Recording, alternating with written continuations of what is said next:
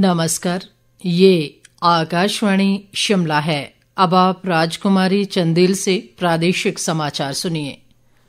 दुनिया भर में आज अंतर्राष्ट्रीय योग दिवस मनाया गया। देश में मुख्य समारोह श्रीनगर के शेरे कश्मीर अंतर्राष्ट्रीय सम्मेलन केंद्र में आयोजित किया गया, जिसका नेतृत्व प्रधानमंत्री नरेंद्र मोदी ने किया।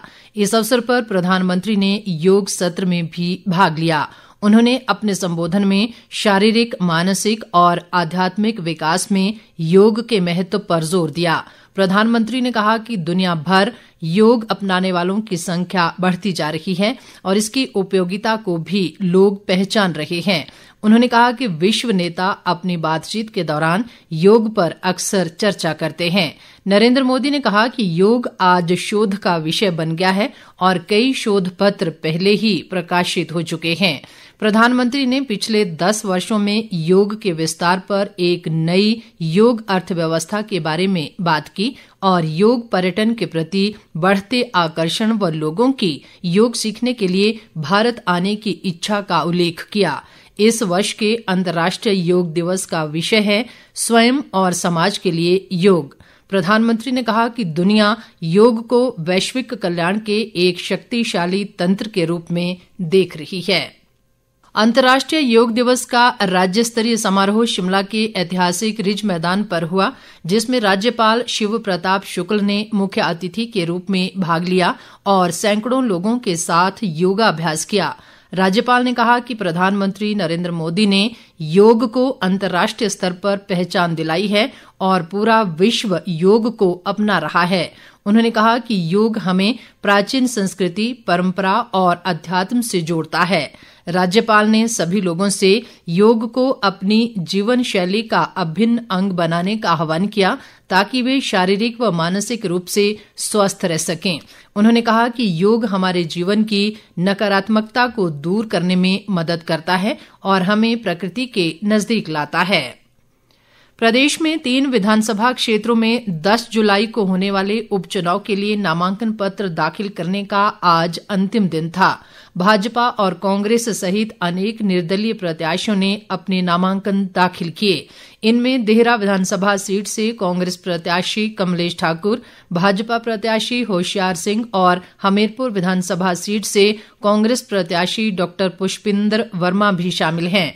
देहरा में नामांकन के समय कांग्रेस प्रत्याशी कमलेश ठाकुर के साथ मुख्यमंत्री सुखविंदर सिंह सुक्खू, प्रदेश कांग्रेस अध्यक्ष प्रतिभा सिंह और पूर्व प्रत्याशी डॉक्टर राजेश शर्मा सहित अन्य पार्टी नेता मौजूद रहे। इस मौके पर मुख्यमंत्री सुखविंदर सिंह सुक्खू ने दावा किया कि कांग्रेस पार्टी तीनों विधानसभा सीटों पर जीत हासिल करेगी। उन्होंने आरोप लगाया कि पूर्व विधायक होशियार सिंह ने भाजपा के दबाव में इस्तीफा दिया है और लोगों पर उपचुनाव थोपा गया है।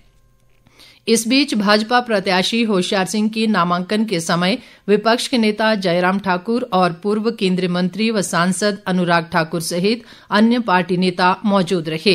इस मौके पर जयराम ठाकुर और अनुराग ठाकुर ने भाजपा की जीत का दावा करते हुए राज्य सरकार पर हर मोर्चे पर विफल रहने का आरोप लगाया। अनुराग ठाकुर ने कहा कि कांग्रेस सरकार झूठ बोलकर सत्ता में आई है और हर चुनाव के समय कांग्रेस पार्टी लोगों से झूठे वायदे करती है। उधर हमीरपुर से कांग्रेस प्रत्याशी पुष्पिंदर वर्मा के नामांकन के समय मुख्यमंत्री सुखविंदर सिंह सुक्खू, उप मुख्यमंत्री मुकेश अग्निहोत्री और प्रदेश कांग्रेस अध्यक्ष प्रतिभा सिंह सहित अन्य पार्टी नेता मौजूद रहे। 24 जून को नामांकन पत्रों की जांच की जाएगी और 26 जून तक प्रत्याशी अपने नाम वापस ले सकेंगे। तीनों विधानसभा क्षेत्रों में उपचुनाव के लिए 10 जुलाई को वोट डाले जाएंगे, जबकि मतगणना 13 जुलाई को होगी। सोलन का 3 दिवसीय राज्य स्तरीय शूलिनी मेला आज पारंपरिक रीति रिवाजों के साथ शुरू हुआ। स्वास्थ्य मंत्री धनीराम शांडिल ने मां शूलिनी की सुसज्जित पालकी की अगुवाई कर मेले का शुभारंभ किया। उन्होंने ऐतिहासिक ठोडो मैदान में शूलिनी मंच पर आयोजित हवन में भी भाग लिया। धनीराम शांडिल ने कहा कि राज्य स्तरीय शूलिनी मेले का धार्मिक, ऐतिहासिक और सांस्कृतिक महत्व है। मेले में आज से ही विभिन्न खेल प्रतियोगिताएं शुरू हो गई हैं।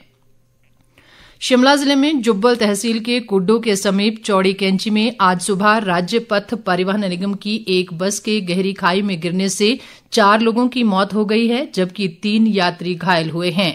इनमें से 2 यात्रियों ने मौके पर ही दम तोड़ दिया, जबकि बस के चालक व परिचालक की अस्पताल ले जाते समय मृत्यु हो गई। इसके साथ ही ये समाचार बुलेटिन समाप्त हुआ। नमस्कार।